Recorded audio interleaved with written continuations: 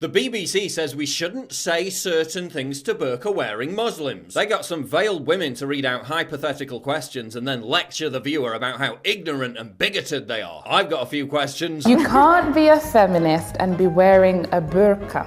If anybody was to say that to me, they would be like, oh, she's the biggest feminist you can find. Okay, so why did one of the first ever Arab Muslim feminist groups, the Egyptian Feminist Union, encourage women to discard their burqas? The very act of Arab feminist leaders like Huda Sharawi discarding the burqa was one of the symbolic acts that led to Muslim women in Egypt winning the right to an education. Rejecting the burqa has been an integral part of actual feminism in the Middle East for nearly 100 years. If feminism is about a woman's right to make her own choices, then this is one of it. Really? Did the 16-year-old girl in Canada who was strangled to death by her own brother for not wearing the veil get to make her own choice? Did the 4-year-old girl in India whose father smashed her brains out on the floor after her head covering slipped get to make her own choice? Why are children as young as 3 and 4 made to wear the burqa and the hijab at all? Did they get a choice? Do these women in Saudi Arabia look like they had a choice as they're literally herded around like farmyard animals? Did the woman in Saudi Arabia who wore a skirt get a choice? Oh no, that's right, she was hunted down by the police and arrested. The niqab is so practical. Practical? Really?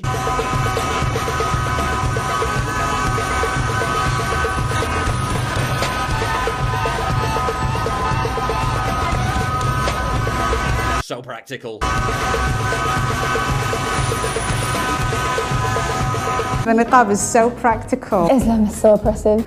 Oh, but you're oppressed and we want to help you. Okay, so if Muslim women who wear the burqa aren't oppressed, why do Muslim women in Iran literally call on Westerners to help them fight oppression by violating the law on head coverings? If it's not a form of oppression, why does Azra Namani, head of the Muslim reform movement, assert that hijab purity culture covers, segregates, subordinates, silences, jails and kills women and girls around the world? If it's not a form of oppression, why do gangs of men roam the streets in Iran throwing acid in the faces of women whose veils are deemed to be too loose? If it's not a form of oppression, why are Muslim gangs in London threatening to kill women who don't cover their heads? I think some women are actually having to fight to be able to wear it. Really? Is that why the first thing that women in Syria did after they were liberated from ISIS was to discard it? Who's fighting to wear it? Last time I checked, ISIS was stoning women to death for not wearing it. Sharia police patrol Muslim countries, forcing women to wear it. Women exposing their hair is only one of the controversial crimes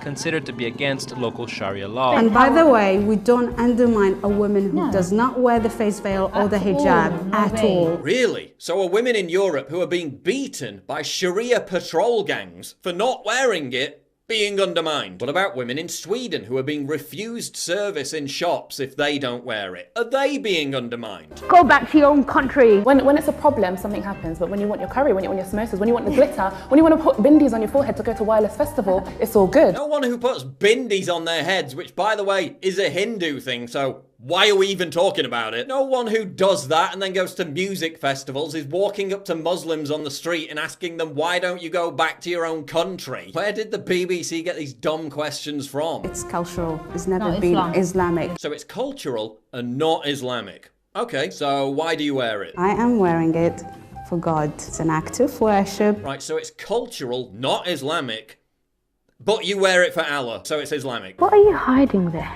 A bomb.